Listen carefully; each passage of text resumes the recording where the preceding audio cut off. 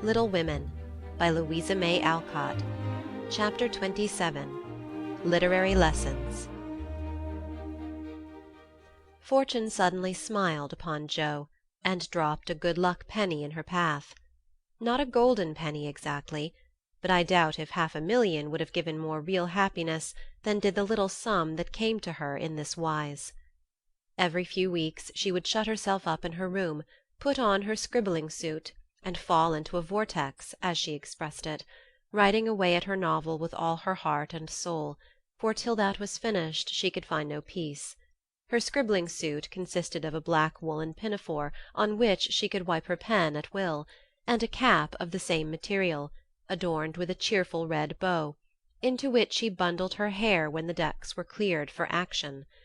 This cap was a beacon to the inquiring eyes of her family, who during these periods kept their distance, merely popping in their heads semi-occasionally to ask with interest, "Does genius burn, Jo?" They did not always venture even to ask this question, but took an observation of the cap and judged accordingly. If this expressive article of dress was drawn low upon the forehead, it was a sign that hard work was going on. In exciting moments it was pushed rakishly askew, and when despair seized the author, it was plucked wholly off and cast upon the floor. At such times the intruder silently withdrew, and not until the red bow was seen gaily erect upon the gifted brow did any one dare address Jo. She did not think herself a genius by any means, but when the writing fit came on, she gave herself up to it with entire abandon, and led a blissful life, unconscious of want, care, or bad weather, while she sat safe and happy in an imaginary world, full of friends almost as real and dear to her as any in the flesh. Sleep forsook her eyes, meals stood untasted, day and night were all too short to enjoy the happiness which blessed her only at such times and made these hours worth living, even if they bore no other fruit. The divine afflatus usually lasted a week or two, and then she emerged from her vortex, hungry, sleepy, cross, or despondent. She was just recovering from one of these attacks when she was prevailed upon to escort Miss Crocker to a lecture, and in return for her virtue was rewarded with a new idea.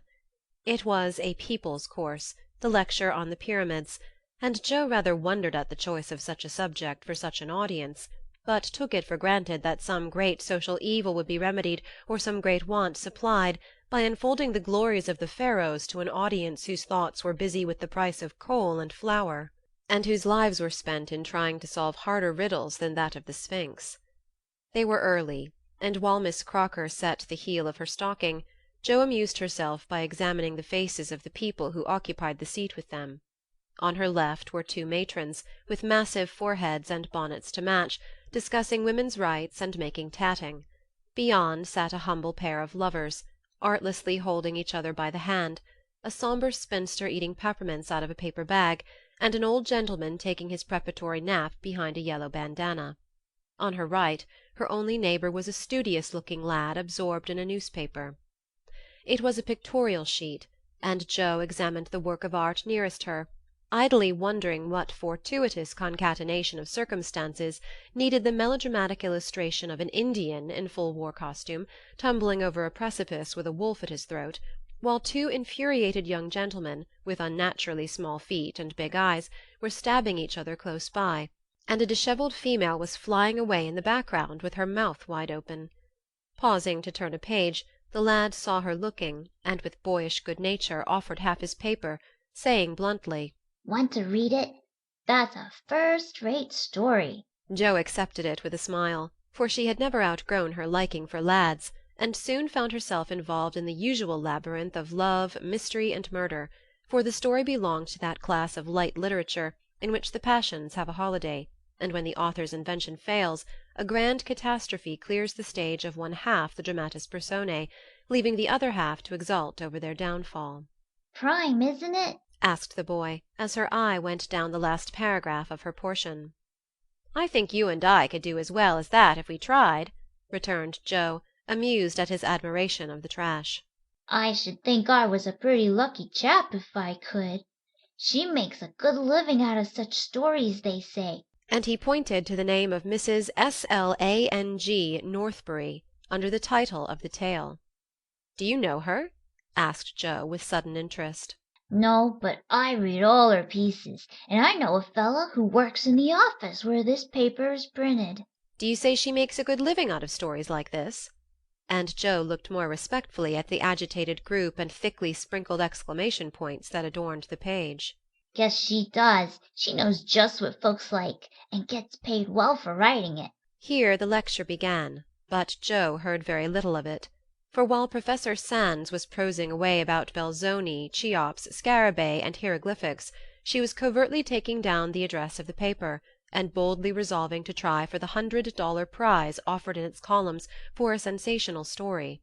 By the time the lecture ended and the audience awoke, she had built up a splendid fortune for herself, not the first founded on paper, and was already deep in the concoction of her story, being unable to decide whether the duel should come before the elopement or after the murder.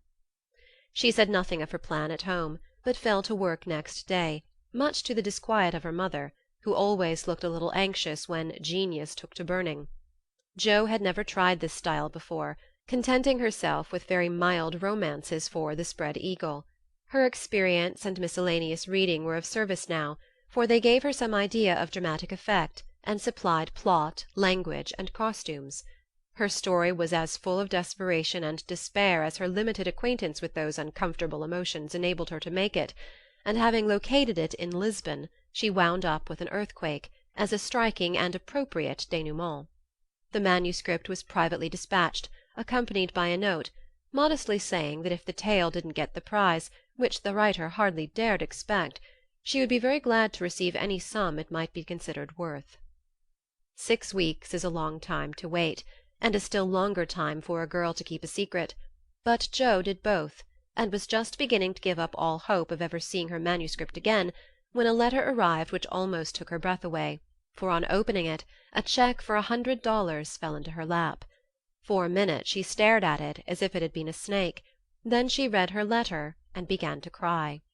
If the amiable gentleman who wrote that kindly note could have known what intense happiness he was giving a fellow creature, I think he would devote his leisure hours, if he has any, to that amusement, for Jo valued the letter more than the money, because it was encouraging, and after years of effort it was so pleasant to find that she had learned to do something, though it was only to write a sensation story. A prouder young woman was seldom seen than she, when, having composed herself, she electrified the family by appearing before them with the letter in one hand, the check in the other, announcing that she had won the prize. Of course there was a great jubilee, and when the story came every one read and praised it, though after her father had told her that the language was good, the romance fresh and hearty, and the tragedy quite thrilling, he shook his head and said in his unworldly way, "You can do better than this, Joe. Aim at the highest, and never mind the money." "I think the money is the best part of it. What will you do with such a fortune?" asked Amy, regarding the magic slip of paper with a reverential eye. "Send Mother and Beth to the seaside for a month or 2, answered Jo promptly. To the seaside they went, after much discussion, and though Beth didn't come home as plump and rosy as could be desired, she was much better, while Mrs. March declared she felt 10 years younger. So Jo was satisfied with the investment of her prize money, and fell to work with a cheery spirit, bent on earning more of those delightful checks. She did earn several that year, and began to feel herself a power in the house, for by the magic of a pen her rubbish turned into comforts for them all. The Duke's daughter paid the butcher's bill, a phantom hand put down a new carpet, and the curse of the Coventrys proved the blessing of the Marches in the way of groceries and gowns. Wealth is certainly a most desirable thing, but poverty has its sunny side, and one of the sweet uses of adversity is the genuine satisfaction which comes from hearty work of head or hand, and to the inspiration of necessity we owe half the wise, beautiful, and useful blessings of the world. Jo enjoyed a taste of this satisfaction, and ceased to envy richer girls, taking comfort in the knowledge that she could supply her own wants, and need ask no one for a penny. Little notice was taken of her stories, but they found a market, and encouraged by this fact, she resolved to make a bold stroke for fame and fortune.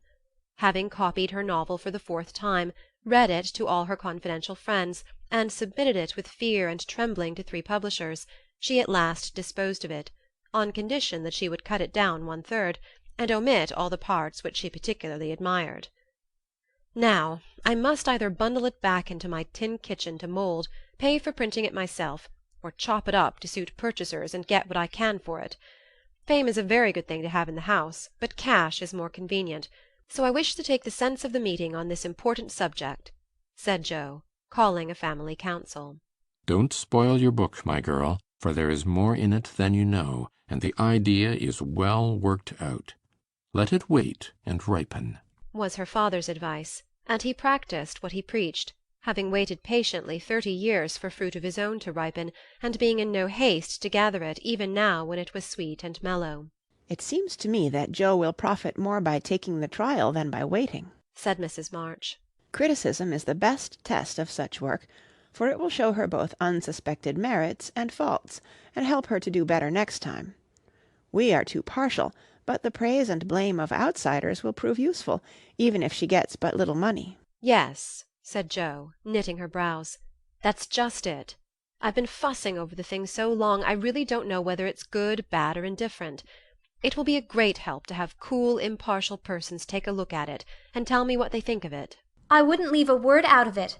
You'll spoil it if you do, for the interest of the story is more in the minds than in the actions of the people, and it will be all a muddle if you don't explain as you go on, said Meg, who firmly believed that this book was the most remarkable novel ever written. But Mr. Allen says, leave out the explanations, make it brief and dramatic, and let the characters tell the story, interrupted Joe, turning to the publisher's note. Do as he tells you. He knows what will sell and we don't. Make a good, popular book and get as much money as you can. By and by, when you've got a name, you can afford to digress and have philosophical and metaphysical people in your novels, said Amy, who took a strictly practical view of the subject. Well, said Joe, laughing, if my people are philosophical and metaphysical, it isn't my fault, for I know nothing about such things, except what I hear father say sometimes. If I've got some of his wise ideas jumbled up with my romance, so much the better for me. Now, Beth, what do you say? I should so like to see it printed soon, was all Beth said, and smiled in saying it. But there was an unconscious emphasis on the last word, and a wistful look in the eyes that never lost their childlike candour, which chilled Joe's heart for a minute with a foreboding fear, and decided her to make her little venture soon. So, with Spartan firmness, the young authoress laid her first-born on her table and chopped it up as ruthlessly as any ogre. In the hope of pleasing every one, she took every one's advice, and like the old man and his donkey in the fable, suited nobody. Her father liked the metaphysical streak which had unconsciously got into it, so that was allowed to remain, though she had her doubts about it. Her mother thought that there was a trifle too much description. Out, therefore, it came, and with it many necessary links in the story. Meg admired the tragedy, so Joe piled up the agony to suit her, while Amy objected to the fun, and, with the best intentions in life, Joe quenched the sprightly scenes which relieved the sombre character of the story. Then, to complicate the ruin, she cut it down 1/3, and confidingly sent the poor little romance, like a picked robin, out into the big, busy world to try its fate. Well, it was printed, and she got $300 for it, likewise plenty of praise and blame, both so much greater than she expected that she was thrown into a state of bewilderment from which it took her some time to recover. You said, mother, that criticism would help me, but how can it when it's so contradictory that I don't know whether I've written a promising book or broken all the 10 Commandments? Cried poor Joe, turning over a heap of notices, the perusal of which filled her with pride and joy one minute, wrath and dismay the next. This man says, an exquisite book, full of truth, beauty, and earnestness. All is sweet, pure, and healthy, continued the perplexed authoress. The next, the theory of the book is bad, full of morbid fancies, spiritualistic ideas, and unnatural characters. Now, as I had no theory of any kind, don't believe in spiritualism, and copied my characters from life, I don't see how this critic can be right. Another says, it's one of the best American novels which has appeared for years. I know better than that. And the next asserts that, though it is original and written with great force and feeling, it is a dangerous book. 'Tisn't. Some make fun of it, some overpraise, and nearly all insist that I had a deep theory to expound, when I wrote it only for the pleasure and the money. I wish I'd printed the whole or not at all, for I do hate to be so misjudged." Her family and friends administered comfort and commendation liberally, yet it was a hard time for sensitive high-spirited Jo, who meant so well and had apparently done so ill. But it did her good, for those whose opinion had real value gave her the criticism which is an author's best education, and when the first soreness was over she could laugh at her poor little book, yet believe in it still, and feel herself the wiser and stronger for the buffeting she had received. "Not being a genius, like Keats, it won't kill me," she said stoutly. "And I've got the joke on my side, after all, for the parts that were taken straight out of real life are denounced as impossible and absurd, and the scenes that I made up out of my own silly head are pronounced charmingly natural, tender, and true.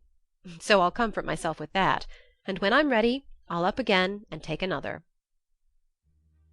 Chapter 27